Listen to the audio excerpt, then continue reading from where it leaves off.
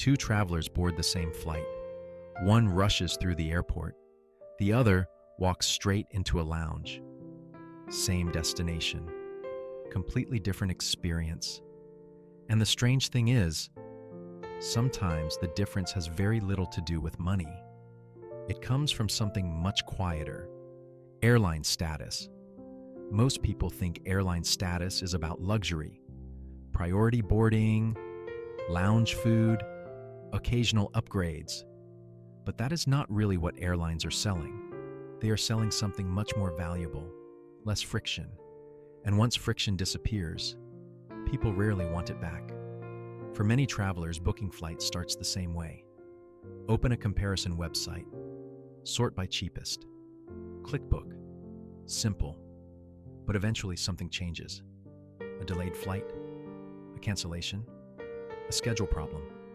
And suddenly the cheapest ticket becomes expensive. Not in money, in time. Long customer service calls, confusing rules, slow rebooking, stress. So some people make a small change. They start booking directly with airlines. Then another change happens. Price slowly matters less. They narrow down to one or two airlines. And without planning it, they begin building status. Not because they chased status, because they repeated the same behavior. Now here's the important part. Airline status is not really selling luxury. It is selling convenience. Think about what changes. Lounge access, priority boarding, free checked bags, faster support when flights go wrong, sometimes even upgrades. None of these sound life-changing. Individually, they are small. Together, they quietly redesign travel. Travel becomes calmer, less waiting, less uncertainty, less friction, and friction is expensive. From a finance perspective, this creates an interesting trade-off, money versus time. When people chase the cheapest ticket, they often save money, but spend more time, longer layovers, awkward schedules, slow support, more stress. When people commit to one airline, they often pay slightly more, not always, but often. In return, they buy back time and predictability.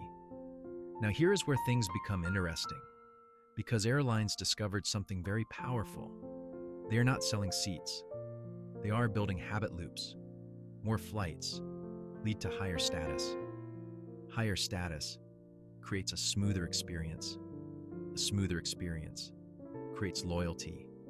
Loyalty creates more flights. Suddenly, people stop asking, what is the cheapest flight? And start asking, which flight keeps me inside the system? That loop is incredibly powerful because once people adapt to less friction, going backward feels painful. Here is a rough rule.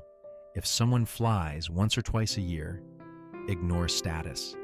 Take the cheapest reasonable option, but around 6 to 8 trips a year, especially long-haul travel, the math changes very quickly. Because the value is not free coffee. The value is accumulated friction removed from your life. And then behavior changes. People stop opening comparison websites. They go directly into one airline app. They become willing to pay a little more. They choose routes around airline networks. Small changes, but they compound. Because status is not only a rewards program, it becomes a habit system. So here's how I see it. For frequent travelers, airline status is worth it. Absolutely. Not because of luxury, because eventually, you stop buying flights, you start buying time. And maybe that is why airline status works so well. It looks like a rewards program, but rewards are only the bait. The real product is habit. Do you chase airline status or always choose the cheapest flight? I am curious. Thanks for watching. I will see you in the next one.